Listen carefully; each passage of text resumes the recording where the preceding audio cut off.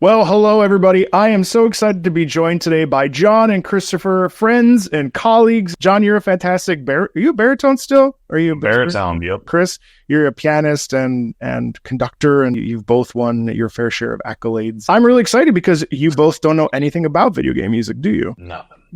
I mean, I remember when I was a kid, my brother would he'd play Halo. I didn't play, but I remember being like, this is really cool. The plan for today is to just dive in hard. We're going to go all the way back. This section will be called Oldies. Let's dive into some Game Boy stuff. Kirby's Dreamland, Green Greens. Kirby's Dreamland came out in 1992.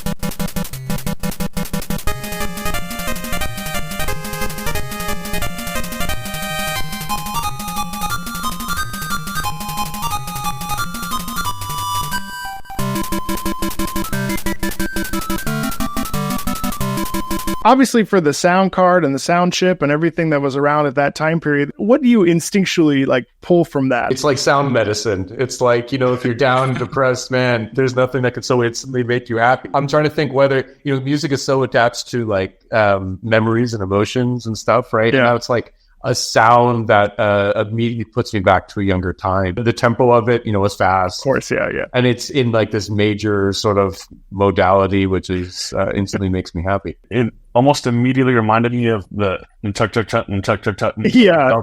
Classic bel canto stuff, except just sped up. I also like how it has this main theme, and then it takes you on a little journey into a little thing, and then you're and we're back home. It's an interesting thing because in that time period, the looping was an inevitable thing. It was really a 16 to 30 bar melody pattern, and it relied super heavily on melody, actually, which is really interesting. When you have, it's incredibly singable, and it's just so interesting how nowadays we have ambient music, which is much more about setting a scene in a place and feeling like you're existing in a place. But there is something about these old melodic patterns that we'll hear in a couple more tracks that you can't deny. Guild of Guardians is a new roguelike auto battler action RPG from the folks over at Mindloader. You might know them for helping with and working on some of the biggest game titles ever made, Final Fantasy XIV, The Last of Us, Final Fantasy Remake, and a game that definitely deserves more love, Biomutant. I tried Guild of Guardians the other day, and I have to say, it's a very relaxing experience.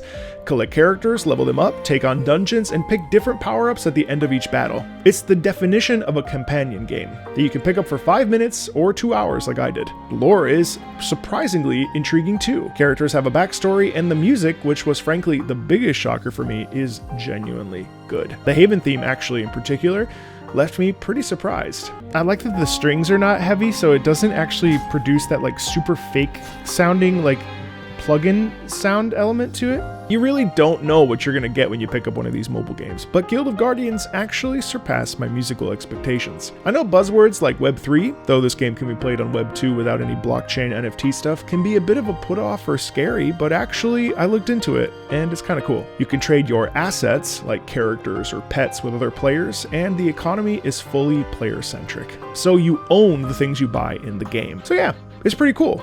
And like I said, 5 minutes or 2 hours, it's up to you, and that's what makes it fun. The flexibility of playing on the go. Don't take my word for it, though. Guild of Guardians has amassed thousands of followers on their social media, and pre-registration crossed 1 million users before the game even came out. And it's currently sitting at a 4.9 out of 5 on the Apple Store at least. Give it a try. You might just love it. Use the link in the pinned comment to download Guild of Guardians today. There was a game for the NES called Pictionary. This particular track is the main theme of the Pictionary game. And you're like, why would you play this for me? Well, you'll see why.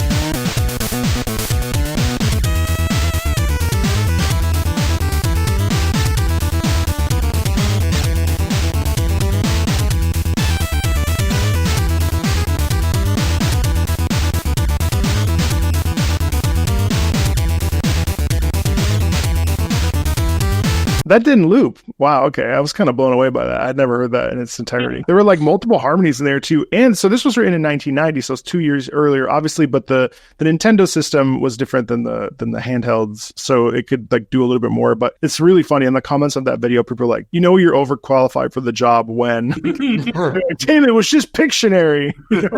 What's amazing to me with that is that it's like all this music, like where does it come from? And whether it's like Pictionary or another story, it's like everybody uses the same thing, you know, like if you listen to like the sort of rhythmical thing, it comes from like this like Baroque, so music of like 1600s, 1700s, and this like repetitive ostinato thing that obviously it's played with like electronic music, but it like totally pulls you in. And they do these type of metric things where so da da da da da dee ba da da da dee, that has been like intoxicating for hundreds of years. So whatever the story is, it like pulls you in. It's also interesting too, because with the limitations of the sound card, they literally were basically computer engineers, and they were less composers and more so like people that were actively like, you know, you had to go in there and input the numbers and like the tones in order to get it like through the computer. So it wasn't like you sit down at a MIDI keyboard and pluck it out. And at that forward propulsion there it's interesting how that never really goes away. I was like imagining having to draw something. I was like, oh God. Yeah. Well, yeah. Hurry up. Time's running out. Yeah, time. That was what I was saying with the time. The ostinato, the it's like there was something so constant. And then any disruption from that, you're like, oh my God. Yeah. Oh my God. Oh my God. Great sense of tumultuation. It's really cool. Let's fast forward in time a little bit. Final Fantasy IX came out in 2000, so we're fast forwarding quite a bit here. We really get a character theme with this. This is called Gizamaluk's Grotto.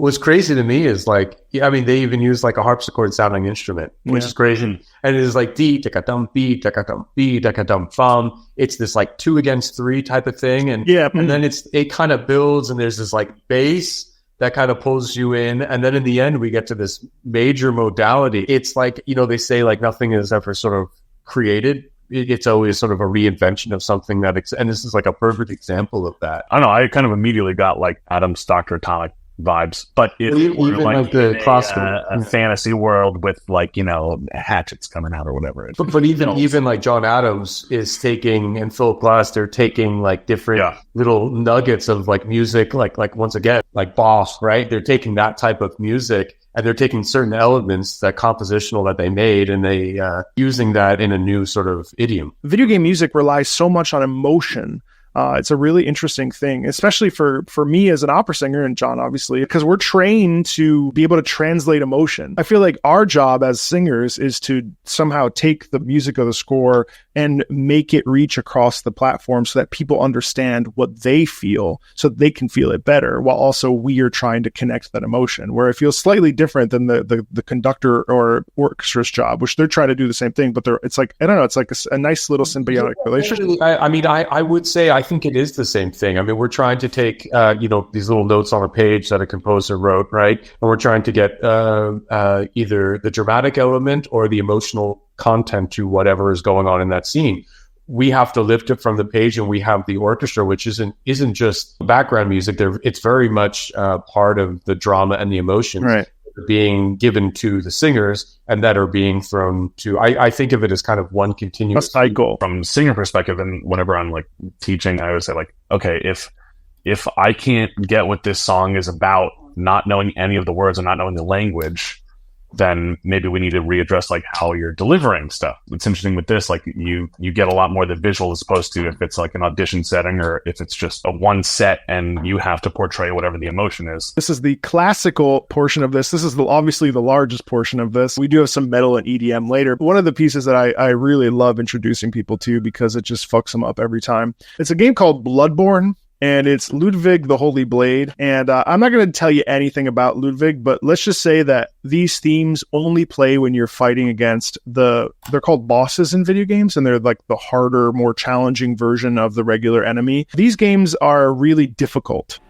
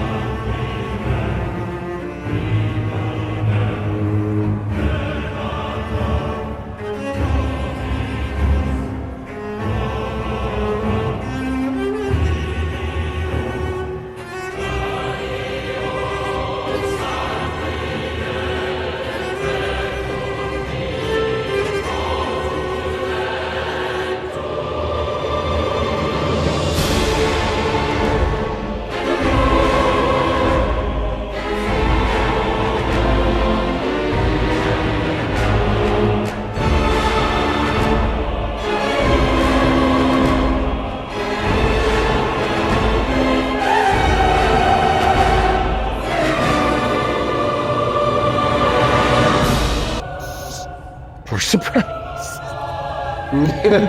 Just screaming up there.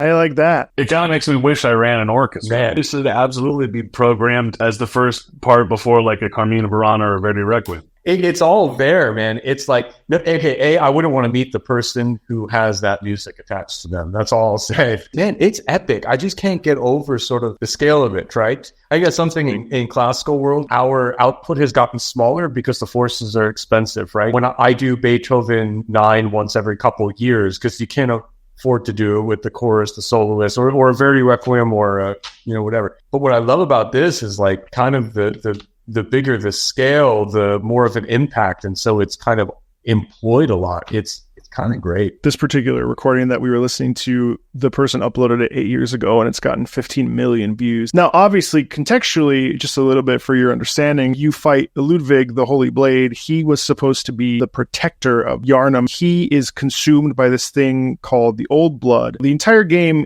we've been talking about Ludwig, the Holy Blade. He is literally a deformed man combined with a horse. And so the neighing that you hear in the trombone is him. I used to be very anti-context, but like in particular, like this music aids that fight because it's just incredible. Totally. It engages you in a way that it's like you don't even, it's a subconscious thing, right? Like you hear these things, your brain will make a connection to it. And so whatever you're seeing or experiencing is going to be heightened. I mean, that's the whole thing. There are things like in Mozart was genius, right? Verdi is another one. They would put these little things into the score that most likely will go over most people's heads.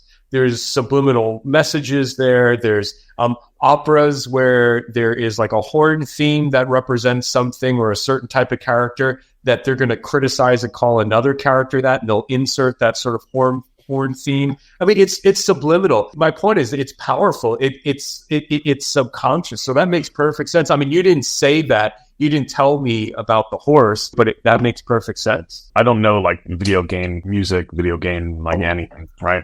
But I mean, it does really kind of beg the question, like, why is this not being done at symphonies? You could stand right next to, I feel like, a Carmina Burana and all that. And I think it would be kind of interesting to like not even let the classical audience know necessarily who it's by, almost make it look like it is a contemporary. I mean, as like there's afterwards, like, who's going to know? They don't know. What I'm interested in is, people are so affected by expectations. What they think they're going to see. So, like, the modern orchestras, and I conduct a lot of them every year. It's like, okay, this is like whatever the type of night, whether it's Tchaikovsky night, right, or this is a Verdi Requiem night, or this is a movie music night, or this is a game music. This is what they do, right? They sell this concept. What would be interesting to me is if we took like a 12-minute segment of this and before a Carmina Burana or like a Verdi Requiem, we put it in like a font just as serious as everything else. I'm curious. And it wasn't attached even to a visual thing. I'm curious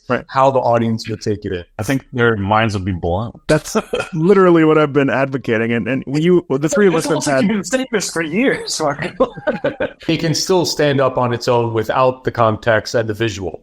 So there are two things can be seemingly opposite but true at the same time. Let me ask you a question. When you say stand up against, is it because audiences would perceive this as less than, you think? There's sort of a larger question just about unfortunately we put sort of a hierarchy in art, in music, right? And that's something like I'm strongly fighting against. Like, why do we need to put these labels? I mean, of course, like the Miles Davis, music, I forget exactly the quote, there's two types of music, like good and bad, right? But why is everything sort of put like, oh, this is jazz and this is whatever? I love the idea of like the old like vaudeville shows, right? Yeah. With Night, you heard but now that's not saying that the magic show was of a lower or higher level than the burlesque show, right? I mean, it's like they were on equal footing. There's high art on all for different reasons. There's high art, and like my question is like, how can we go to a concert and be sort of like, we leave the expectations at the doors and just take in what we're seeing both visually and hearing orally. That's the world I want to be a part of much more than this very sort of everybody stays in their lane creating music that they think is of a higher level than another type. Yeah. I saw a list the other day that was like, these are the top 10, 20 composers, 20th century composers that are producing work. And it was like, the same players you and I all know. It's all the same guys, and it is guys. And meanwhile, over here, you've got Yuka Kitamura and Yoko Shimomura and stuff dumping out like music that is latching itself onto people's hearts and minds and souls, and it's staying with them. I mean, let's stay in this vein. And obviously, I know that you both run a choral ensemble. I recently heard this incredible rendition of Bella Ciao, which you both know, right? Hearts of Iron 4 had an expansion featuring the Italian front, and they had this stunning rendition of Bella Ciao. That's a four part sung thing, and I think you guys might fall in love with this.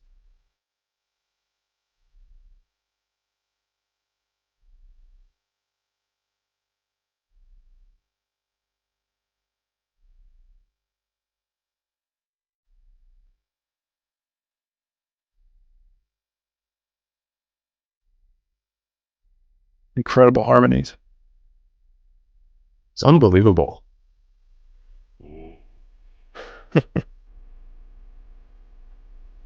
Those after a pack of cigarettes. After.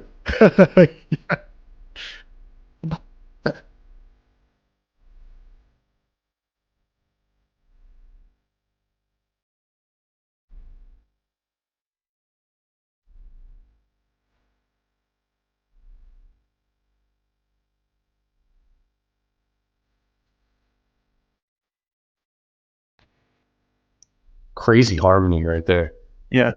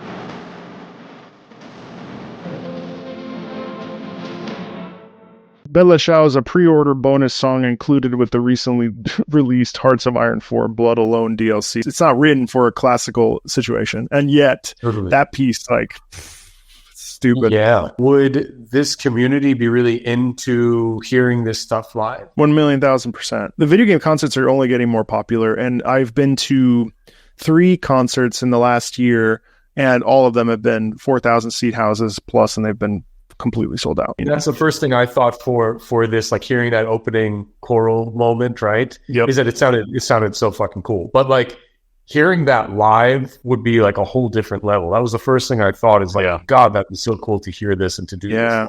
Isn't it funny how like we take this for granted, I think, because we have so much recordings now of so many things, but like hearing the space in a theater when like a harmony comes in that's really tight and there's a breath, you know what I mean? Like hearing music live, it's as much about what people are taking in. It's also a communal experience. And I think that's the thing, you know, when the pandemic happened and we started to produce all these things sort of online and stuff, we don't get that communal experience. And it's great. Like I love listening to, you know, whatever, Miles Davis on a great album. But God, I wish I was at the Blue Note hearing that come out of the instrument. And more importantly, to feel the audience and the people you're around experience that. I mentioned I conducted Beethoven 9 recently. And there's this moment where, you know, you're standing in the face of God in this moment and everybody cuts off and there's just some moment of silence. Mm-hmm. And I feel the choir, I feel the orchestra, this silence that's not like an inactive silence, it's highly charged. It's a highly charged silence. And then more importantly, behind me, I feel thousands of people all experiencing the same moment of highly charged silence. It's the communal experience of hearing these things that I've become like addicted to. That's why I'm listening to this music and what was the Ludwig the Holy Door, yeah. Like I mean, God, that would be so epic. But to be able to experience and hear that music with other people, I think is pretty fascinating. You know, the thing for me is that nothing is dumbed down. There's nothing simple about what we just heard. Like it's not like it's made simple so tons of people can love it. It's done with a high level of artistry and craft that's just accessible to people. I mean, it's kind of cool. Not kind of cool. It is cool. Ace Combat 5 has a piece called the Unsung War. It's at the very end of the game. I don't even want to paint the picture. This game moved me to tears. Like, I heard this in game and I cried. You are one thing, then you die, and then you're reborn this other thing. It's like the story of the Phoenix, essentially. And then you emerge the other side, and the next mission is this culmination. This is the very last song of the game, and it's this culmination of everything you've done before. And regardless of that context, I really do think that it's just such an extraordinary piece, and I'm so excited to share it with you.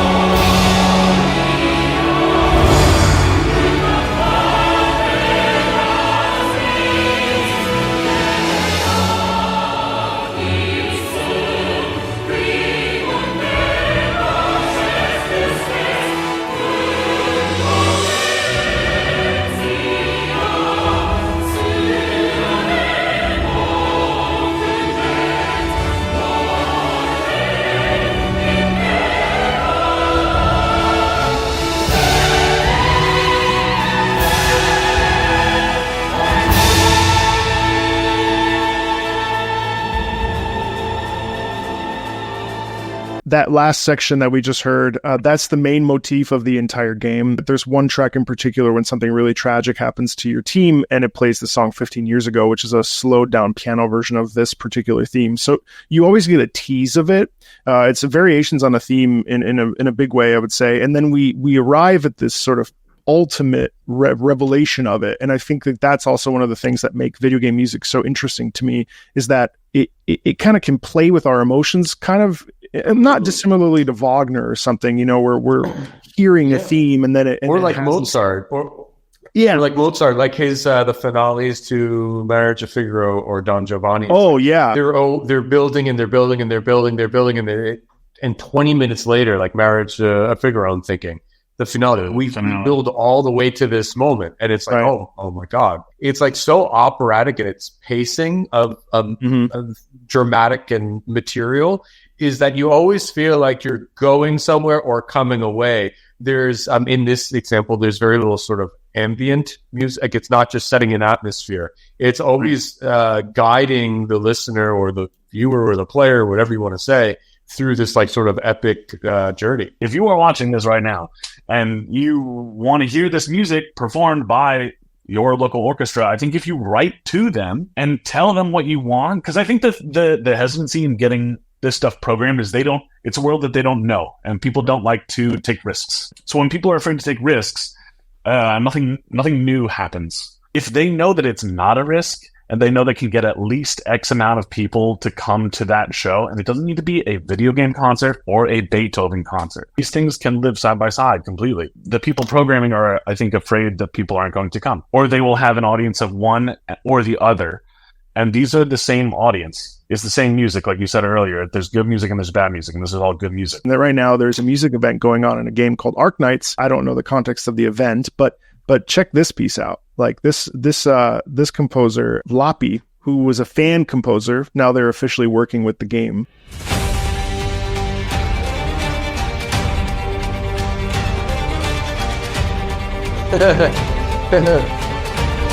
Right.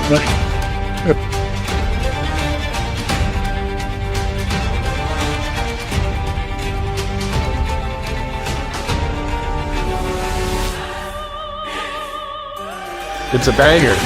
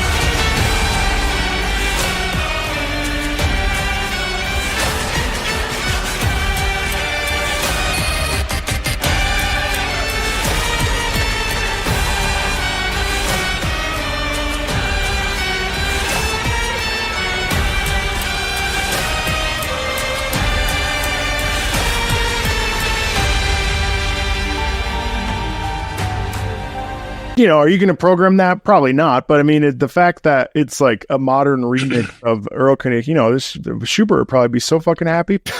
I didn't die for syphilis in vain, I mean, I love every bit of that. When somebody hears this, are they do they know like the source material, or is it? Sometimes it just depends on the individual. It depends on their knowledge. It depends on their life experience. John, I think if you just asked 100 singers what that piece is, I bet half of them wouldn't even get it. Yeah, true. So the idea that people, I mean, out of our friends, I bet maybe 6 would be like, oh yeah, that, I mean, I love this whole like recontextualizing things. I think it's great. It's also like historically what people did. Like, cause it's acknowledging that everything kind of comes out of something else and evolves. George Condo, he takes like Picasso cubism, right? And he kind of distorts this and he makes his own thing of it. And the source material is absolutely from like cubism and Picasso, so on and so forth. But like he recontextualizes it and does something else with it. I mean, it's done all the time in the visual arts, right? So I think this is so cool when you watch Chef's Table on like Netflix and they take the Vivaldi Four Seasons and they add like a whole thing. I think this stuff is great. It makes you interested to go back to the source material. Main themes essentially, are a lot like overtures, and main themes sort of guide the player into experiencing an emotional soundscape of what the game will probably be like. And one theme I really love is Octopath Traveler 2's main theme. I'm really curious to hear what you think about sort of what you would expect of this journey.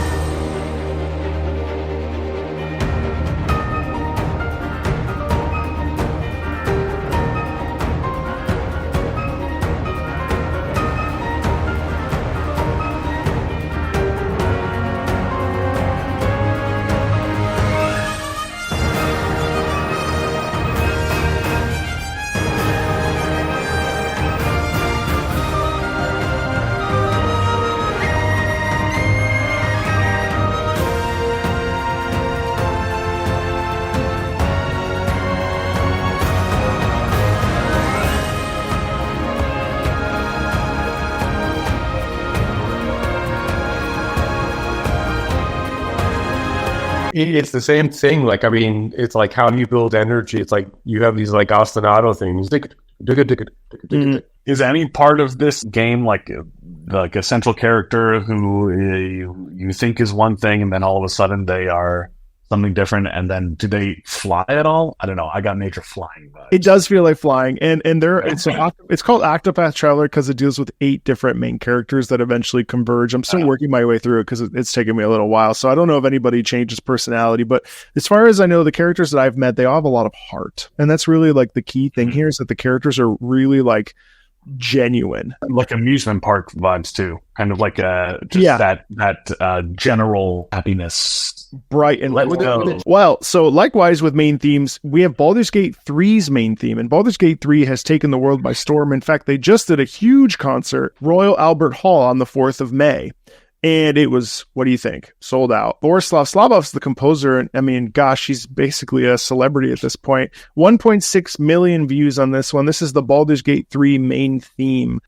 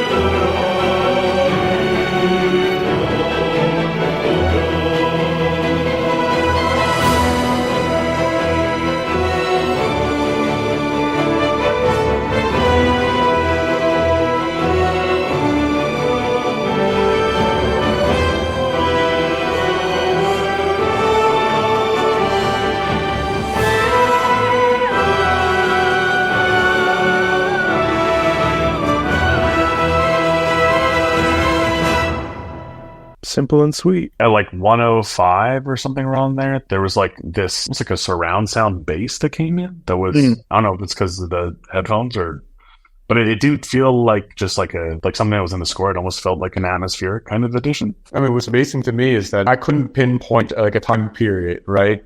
Like, I don't know if this is in the future. I don't know if this is in the past. It sort of combines this sort of like ancient feel to it. This like ancient, the use of like folk music, and then the harp comes in that moment where it's like a harp solo, and which is like very sort of Renaissance Baroque even before, or like even like Greek ancient lute, right? So it's like old, and with the choral thing, it feels old, but then at the same time, it's putting this very modern world, and not even modern, I would even say like futuristic world on top. Once again, I don't know anything about this, but it feels like it's a layering of different worlds kind of all in one. We'll lump this into the new category. So I heard this the other day, and this is from a game called Viscera Fest, which I know nothing about. Jeffrey Day wrote this, and it's traditional Japanese metal.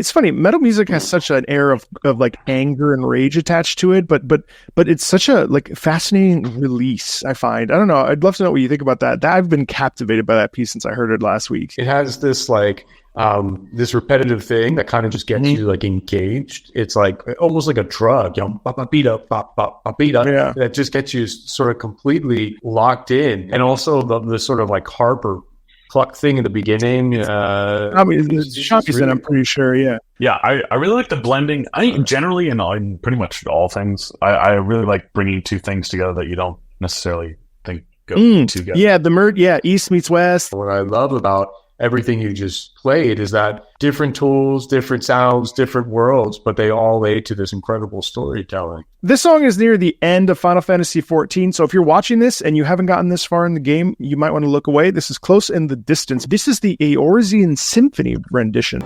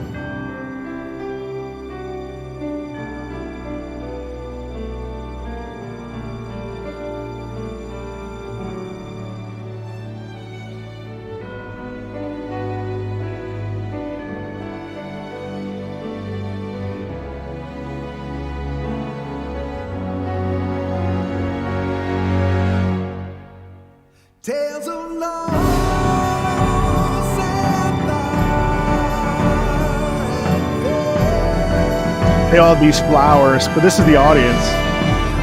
Cool. Wow.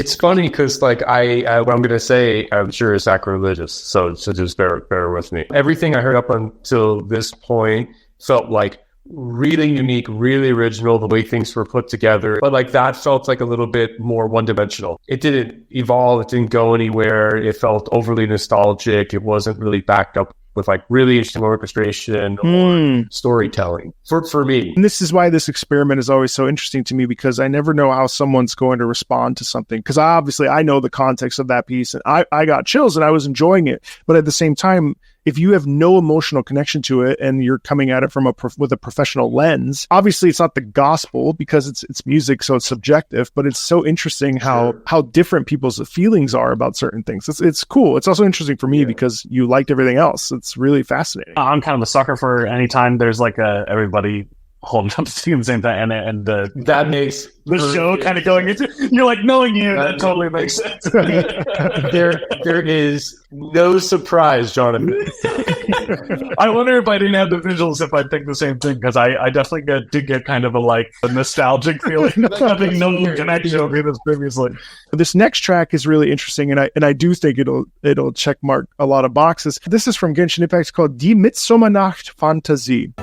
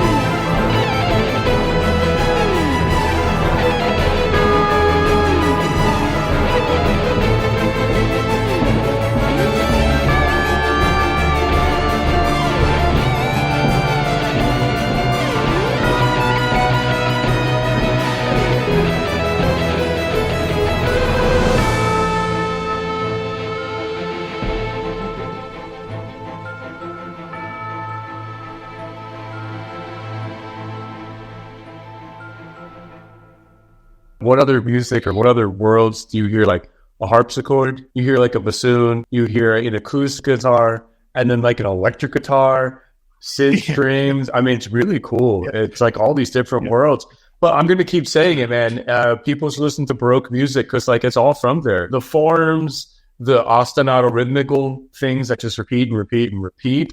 It's cool. But it's like that, but because of some of the harmony choices the composer makes, it's like at the last second, it goes to like a different tonality that you're not expecting, which feels super modern. I don't know if it's ancient. I don't know if it's brand new. I don't know if it's current day, modern. It's really cool. I don't know. I like the like kind of first minute, I think, more than the rest. I don't know, like for some reason, like the stuff that you're saying, the additions of all the different, it was almost too many different things in one. Like it was overwhelming to your ear. For me, it just like I kept going like, what direction is it? And not that it's a good or bad thing, but the first part seemed kind of nostalgic of like 90s Tim Burton movie, and I kind of liked that. And then it started just going in like this direction, and I think like I liked all of the directions individually, but then it felt a little kind of like lost its way a little bit at the end. Before we go, I have to think about the new section, which is just one song that I recently listened to, and that's future music that hasn't come out yet. And it's funny because this composer most frequently is known with like this sort of pseudo jazz. But I heard this theme for this game comes out in October.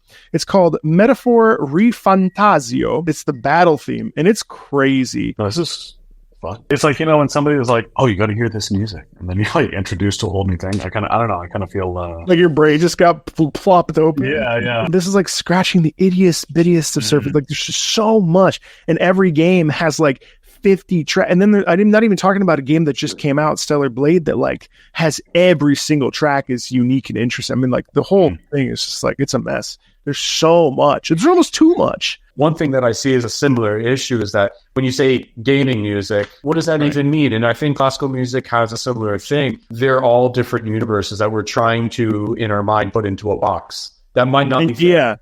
You know, well, and you can't. And I mean, you know, FromSoft music, like the Ludwig the Holy Blade, has a very specific sound. But I didn't play you anything from Monster Hunter, which has a similar sound, but it's relating to the monsters you hunt when you're hunting monsters. So like that has a different soundscape. Mm. Then you've got Genshin, which is a different soundscape because they have regions, and every region has a different soundscape. So you can't you can't even compartment. You know what I mean? Like then you listen to Final Fantasy music, and Final Fantasy music is incredibly melodically focused. We listen to 2 tracks from 14 and 9. Those don't sound anything alike. Right now, we're going to listen to a track from a game that's not out yet, and the composer's most known for their work in Persona, which has a totally different soundscape. So it's impossible to categorize.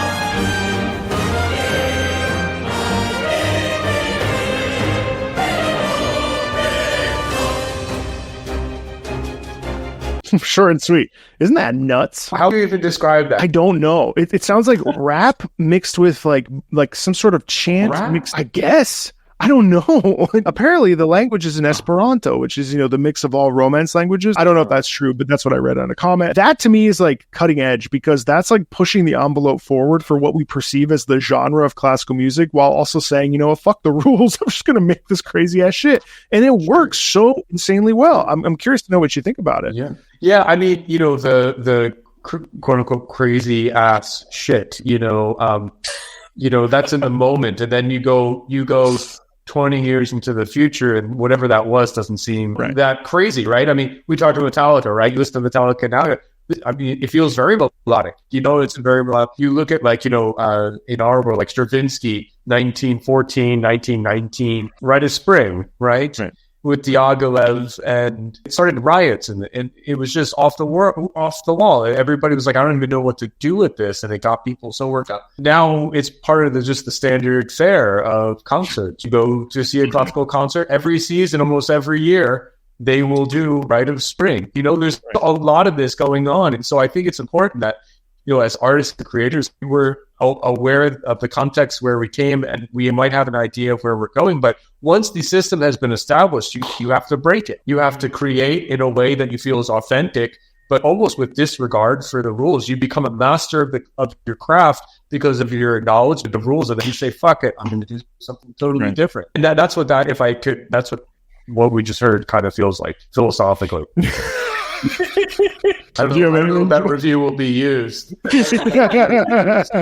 That kind of encompasses it. I think that through looking back at this whole episode, I think that some of it feels more of the like kind of concert hall-esque style, and then some of it feels a little bit more on the cinematic side, and not that those two can't collide. That felt more on the cinematic side with like a sprinkling of I'm going to do what I want. We've had our own private conversations about the idea of being invigorated by this music, but like have things changed for you listening to this after 2 hours? Nothing has changed. It's just further sent me down a path. I mean, I've been since a little kid sort of fascinated with like sounds, and it's like opening up a whole other world that feels completely new, and it's like almost like endless possibilities new.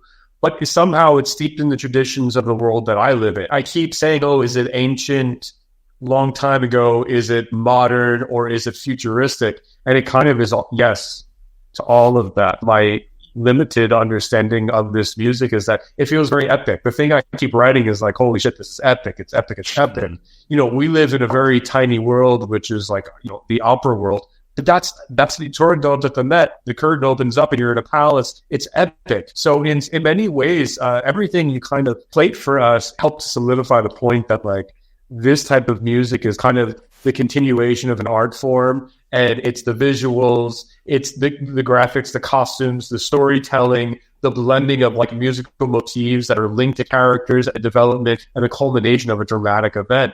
So nothing has changed, just that I think it's a world that I want to explore more, and sort of, and I'm committed, especially after this, to like, what can we sort of help to put on that is a combination of the worlds that we both live in. I'd say that I do have a new perspective of it.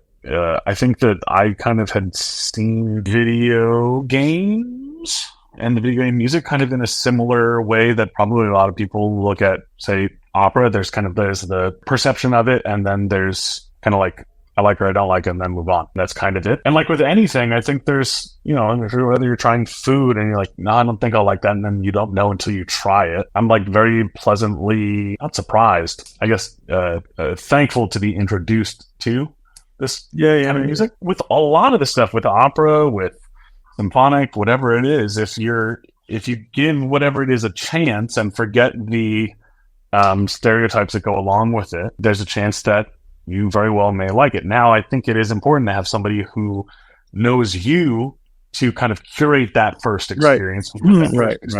Can put make or somebody break off right away, right? Yeah. And I've heard that happen where I've seen people go to the opera and they went to something. With this Salome. This is my first opera. And they're like, well, I don't like that at all. So I'm not going back. Yeah, I'm sure. So, no, I think it is important to have kind of like a guide. Yeah, exactly. Well, I think also all these worlds are so complicated, right? Whatever it is, we're talking. They're so closely intertwined. Music and classical music. Yeah, this for me, there's not quite a barrier. But my point is that any world you're going to enter in, you don't have to love every aspect of it. Like I didn't like the one part of Final Fantasy. I mean, it's like you hear one Mozart symphony, if you don't like it, you don't like a genre. That doesn't make sense. Or if you go to one opera. You go to one opera, like, not my thing. Well, you don't discredit that. You don't go out for one French restaurant and you're like, well, I don't like French food. No, I mean, I think it's very important as a society to be open-minded, to be to take these things and to experience it. And I don't know actually why we make the judgment of like we like something or don't. It feels very binary in a world that is full of complexities. I'm glad that both of you came on. Thank you so much. Thank you so much for watching this episode. I hope you enjoyed it. And thanks so much, John and Chris. Really appreciate it. Thank you. We'll see all of you soon. Thanks a ton. Bye, everybody. See you later.